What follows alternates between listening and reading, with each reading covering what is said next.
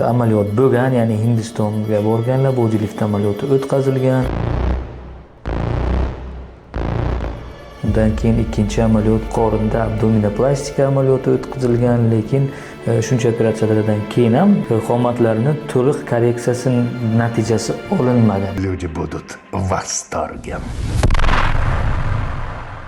Tak 3 oy oldin polniy transformatsiya jarayonini birinchi bosqichini bajargandik. Marhamat ko'rishlaringiz mumkin. Boji lift va fleur de lis uchlamchi operatsiyamiz birinchi marta boji lift, keyin abdominoplastika bo'lgandi. Keyingi etapda yana bir marta boji lift amaliyotini faqat fleur de lis komponenti bo'yicha, ya'ni vertikalniy komponentimiz bilan birgalikda bajarib bergandik. Hozirgi holatlari bilan dog' holatlarini taqqoslab ko'rishlaringiz mumkin. Bu esa bizni fleur de lisdan keyin qoladigan ingichka chandiqlarimizni izlari. Umuman olganda belni perihodlari juda ham chiroyli chiqdi. Qorinning oldingi devorda ortiqcha terlarimiz umuman qolmadi. Yon tomonda ham umuman qolmadi.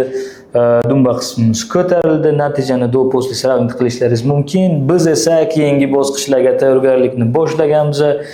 Femoroplastika oyoqlarda bajaramiz, braxioplastika qo'lda hamda ko'krakda operatsiyalarimiz bor. Yana hammasini etap-etap sizlar bilan bo'lishib boramiz. Siz bilan doktor Ma'ruf Muradovich.